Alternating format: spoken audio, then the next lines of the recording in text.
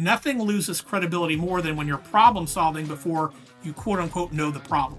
So that first 90 seconds, you need them to understand I'm interested, I'm knowledgeable, I did my homework on you, I'm here to solve your problems, I've got the right framework in place to do it, and now we're just filling in the blanks so that I can better understand what the things that are your particular problems and your particular pain points. And then you have more credibility that you've listened and created the map to where you're going with the right ingredients before you just made some assumptions that might not be accurate. B2B sales isn't broken, it's blind.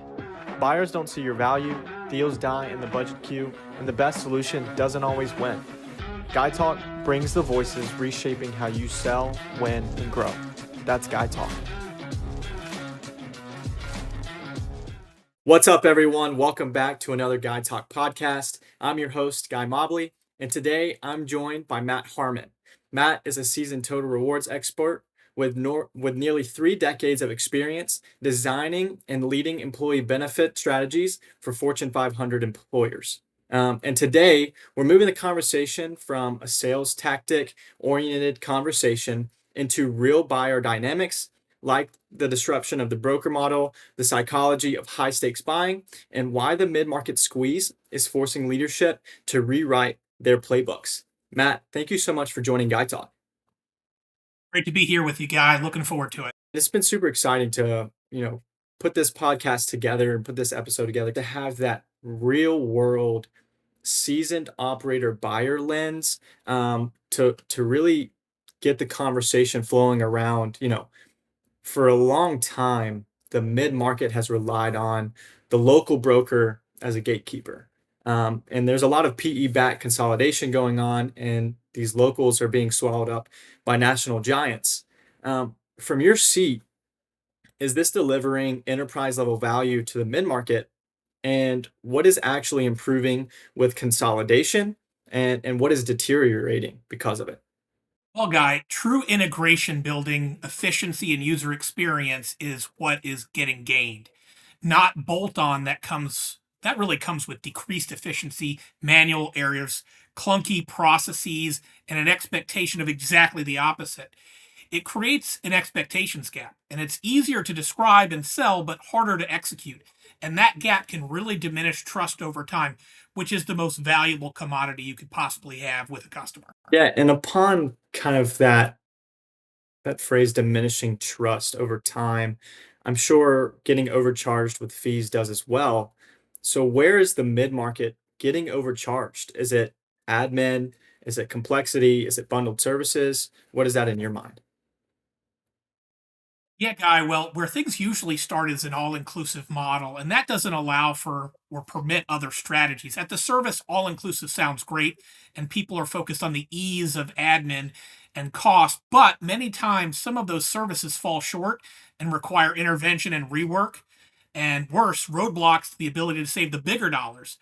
Buyers should look at the net results, not just the fees, meaning if you look at the all-in net package of cost, all the features and what you're going to spend or receive at the end of the day, that's where it's really at. Not whether you're paying a lower or a higher admin fee, but what you're netting out at the end of the day. Yeah, and for the people that are, our high level stakeholders like CEOs, CFOs, things of that nature, what's generally the most dangerous assumption that these stakeholders can make about their brokers? Yeah, so that's probably assuming that your broker and their goals are 100% aligned with yours. You need to really understand their motivations, how they approach and define success. You're really looking for a sustainable relationship based on trust and performance, real world factors. You want someone committed to solving your problems as their successes.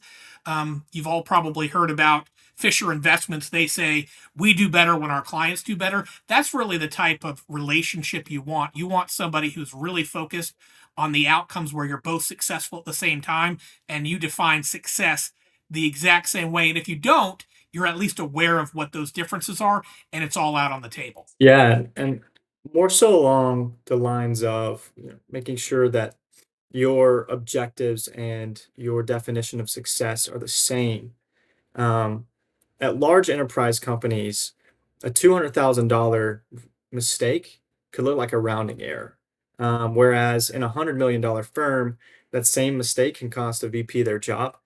So when you're sitting in that chair of the VP at a $100 million firm, how does loss aversion change your decisions? And what typically becomes more common, choosing the wrong vendor or choosing no vendor and staying the same? Yeah, in today's world, it can be really difficult to go out and make a decision with that constant pressure that you might make the wrong one.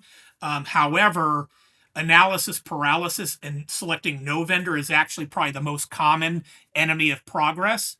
Things are moving so quickly today that if you're not making decisions or can't make decisions, you're likely falling further and further behind without that direction. So, as much as it is difficult for someone sometimes to make these complex decisions, it's actually worse to not make any decision or not to pick a strategy or direction because you're likely falling even further behind the marketplace. And that's harder and harder to catch up over time. Even on the vendor side, though, how do you make sure that you're signaling to your buyers that you're a career safe decision?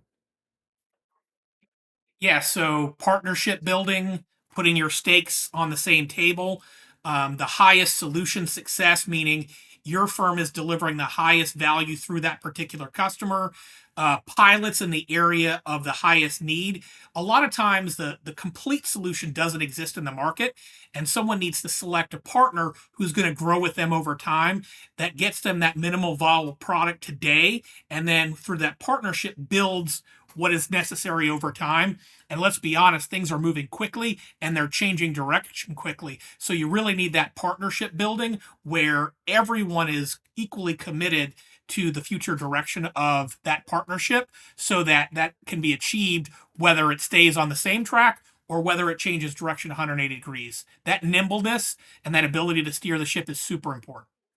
Yeah, and when you look back on your big bets, and you think about all the decisions you made, whether it was based on partnership building or highest solution success or those pilots that you mentioned, were those the separation between what was safe and smart from what was safe and stagnant?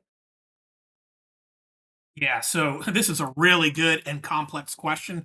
The way that I'm going to answer it, guy, is the ones that are considered the best in the market and actually deliver on that, that's going to be safe, right? Because no one's going to question that you went with the best in the market. Safe and stagnant are the ones that have the shiny objects or are backed by a consultant or a group, but actually deliver average or below average when you peel away the noise and they don't grow with you, like I'd mentioned earlier. The reality is there is a risk reward trade off for some of the biggest wins out there, i.e., a solution that doesn't exist today. You certainly aren't going to go quote unquote safe with that. So we need to partner with someone who will build it over time. If you don't have that exact solution, that's okay. Many times it just doesn't exist in the marketplace, but you need a partner that's going to help you build that. And your confidence and safe is really with that partner, knowing and trusting that they are going to grow with you over time versus move off in their own direction, which could be dangerous for you because when it comes to safe, nothing worse for a professional than picking a partner and then very shortly thereafter having to change partners because that's an indication you picked the wrong partner, right? So a lot of times people will unfortunately stay with a bad partner sometimes because they're afraid to move away from them too quickly because they think it reflects poorly on them. So I would absolutely urge everyone to really consider that when they're making their selection of partners and when they're making their selection of their big bets. Yeah, and kind of continuing with this theme of, safety. You've had to have seen, hundreds, if not thousands, of pitches from vendors. And I'm sure you've seen pitches that seem almost a little too perfect. And to me, I feel like there's, in buy side psychology, there's a threat detection trigger where if anything, looks too perfect or looks too great, there seems to always be a catch. Like, what's the catch?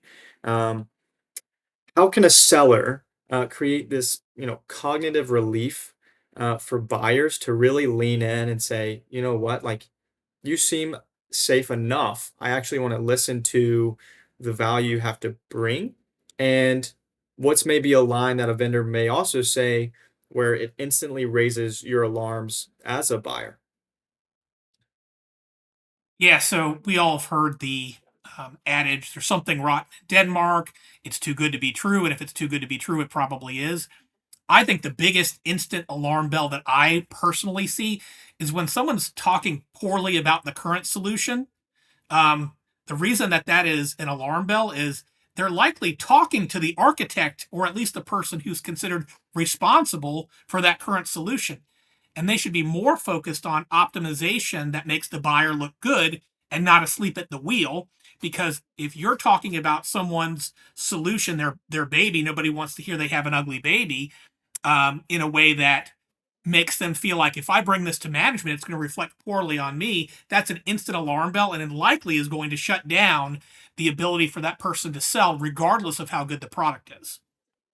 And even, taking optimization into account when, trying to make sure you're not raising those alarms, making sure it's like, hey, I understand the solution you have placed.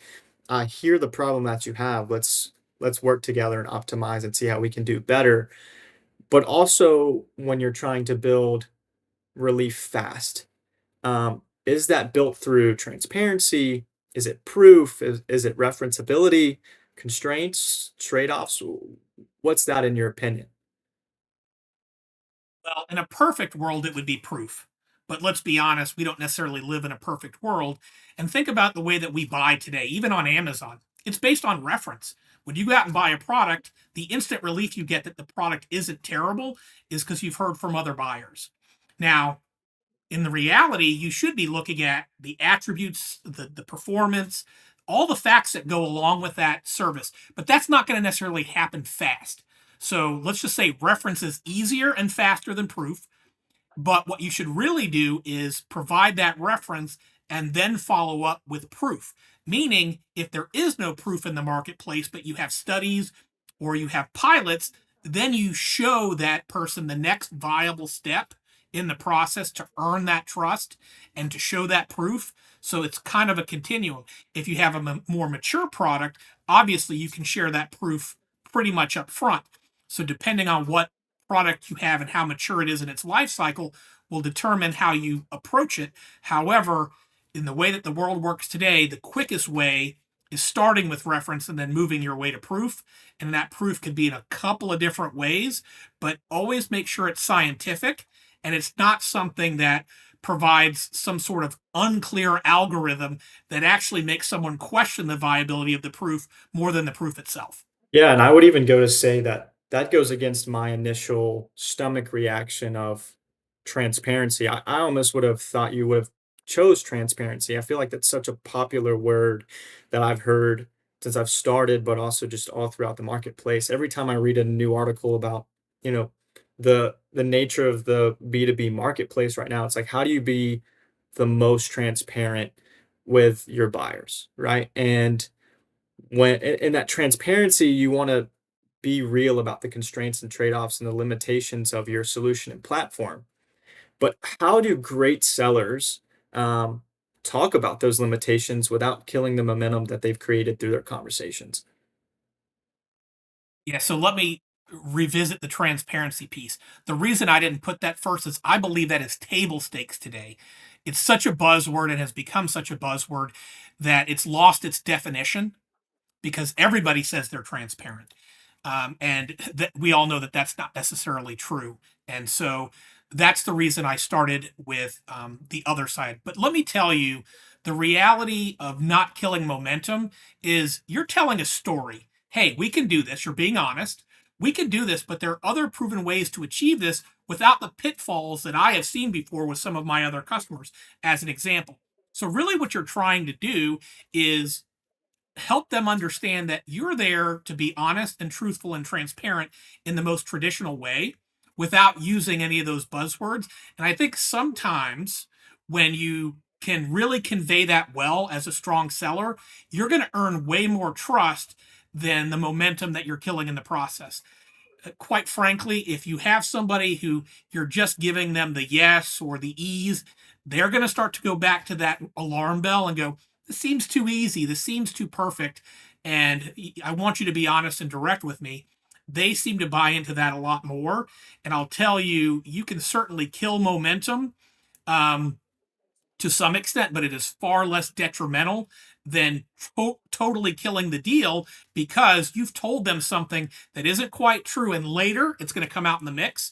You're better off being very upfront and helping them understand through a story to say, I'm not telling you what to do. You can certainly do that, but let me share my real life experiences of why that didn't work. And I understand now what you're trying to achieve. Let's talk about how we can do that in another way that doesn't have those pitfalls. So I think that is honestly the best way to approach it. Yeah, that's a great piece of advice right there. Just in the sense that both sides are going to create friction within your deal. It's a natural part of having a deal and selling. And one thing that I've learned, it's not always going to be smooth. It's never going to be perfectly smooth. There's always going to be a roadblock. And that led me to believe, like, there's a lot of different kinds of friction. Just because there's friction doesn't mean it's necessarily negative. What does honest friction though sound like in a good deal?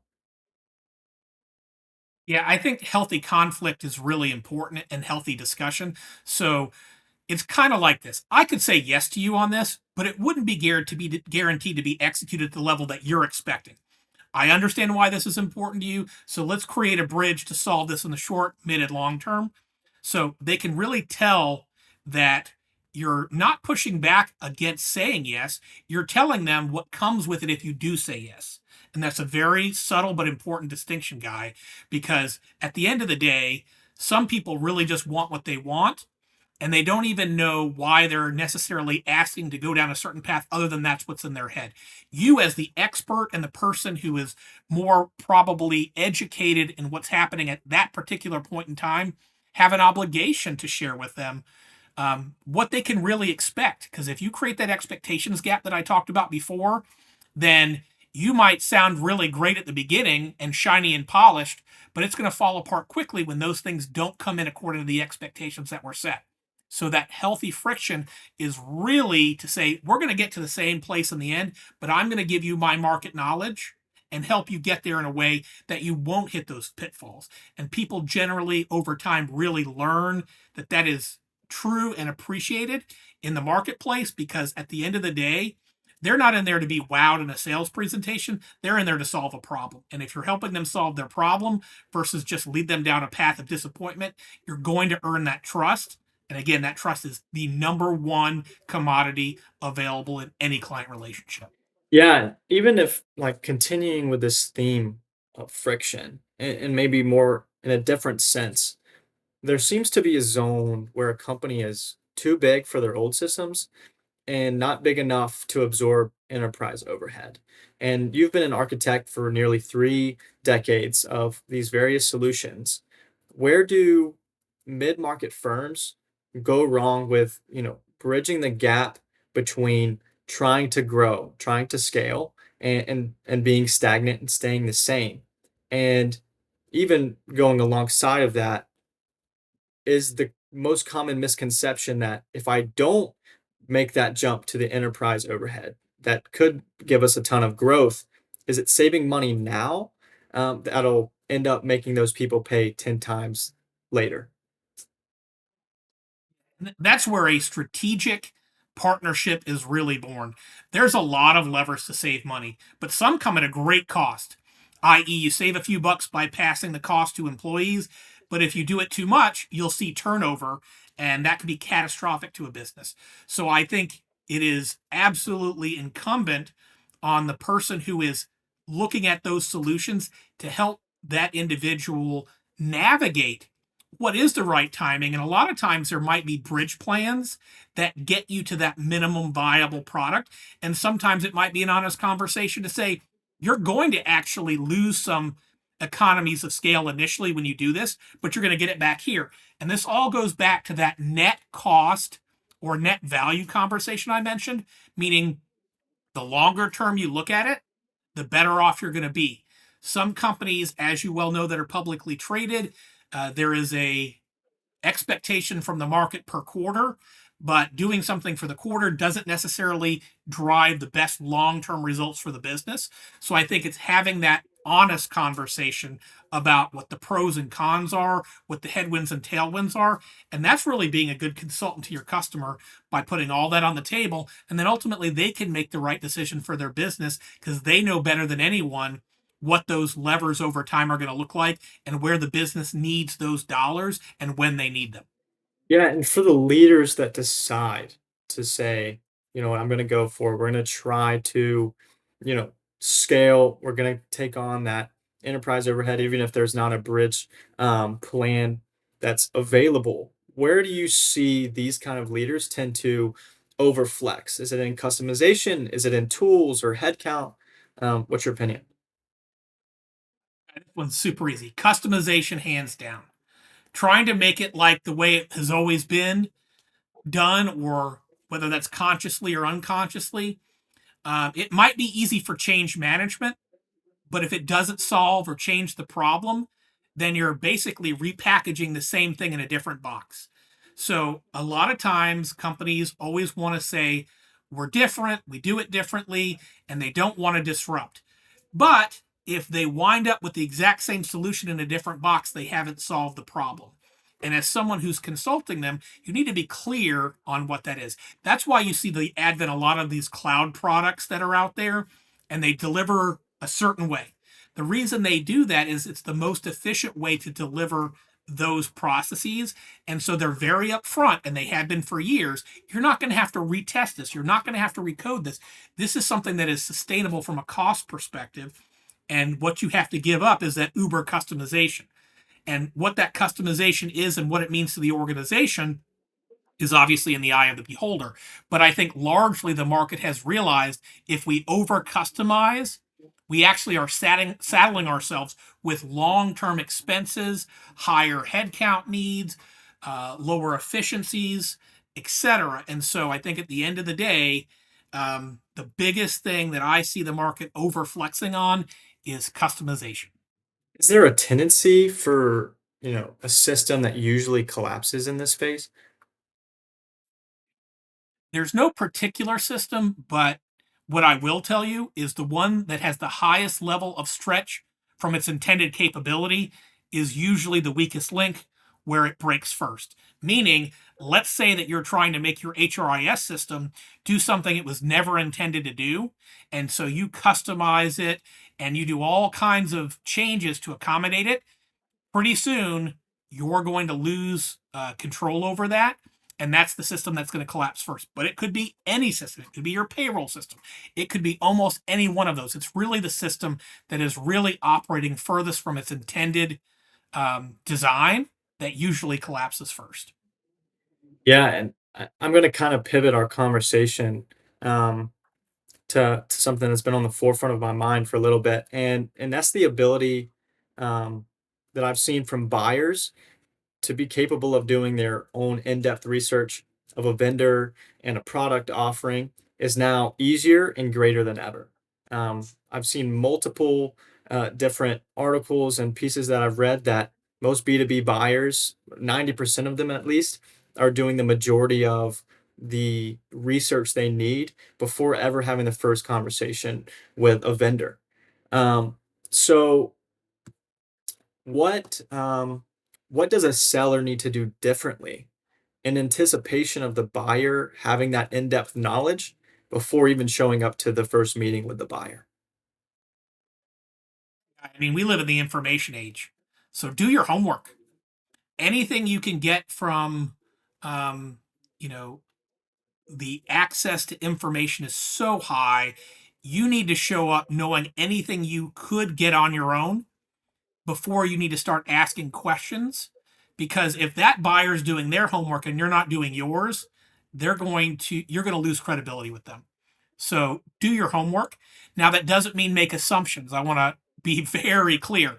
Making assumptions about where someone's going, it could be more of the kiss of death. But do your homework. Know how the organization operates, know what's out there, and then save that time to have rich dialogue back and forth on the things that might be important to fine tune your understanding of the organization. Yeah, and I think you made a great point there that kind of leads into the next question that I had is, and that is, what's the difference between being presumptuous versus being prepared?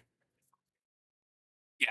So prepared, as I mentioned, is doing your homework, designing the flow, the architecture, all the different flow of that conversation that needs to have to get to the full understanding. Presumption assumes that you know all of their problems, the priority of those problems, and all the solutions that you could bring to the table.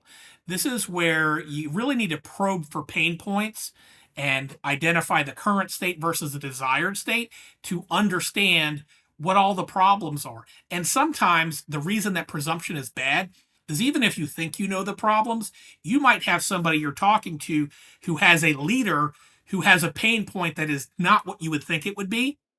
And if you don't hit that, then obviously you're going to miss the boat with that next leader who might be the actual buyer.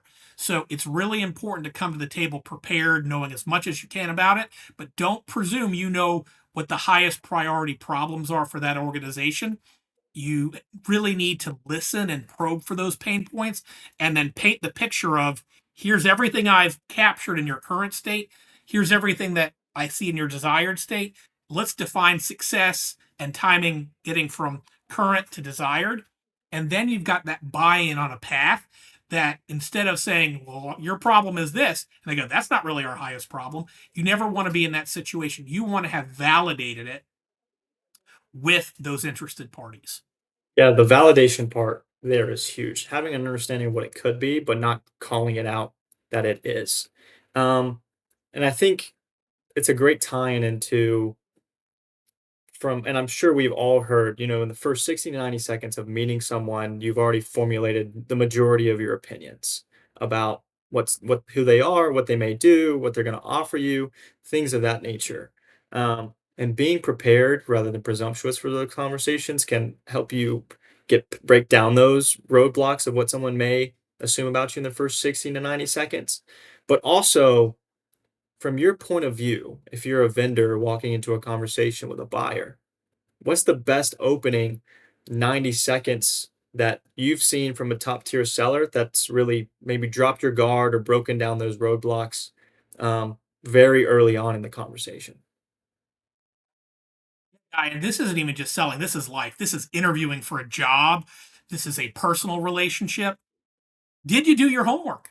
When you go to interview for a job and you know nothing about the company, they perceive that you're not very interested in what they're doing. Versus if you come prepared, they go, wow, this guy's done his research. He knows everything about us. He knows more than I do.